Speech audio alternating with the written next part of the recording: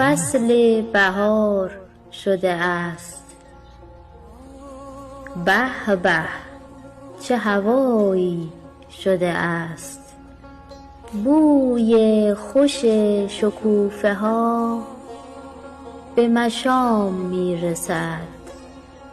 صدای بلبل و چهچه قناری های مست دل را به وجد آورده است.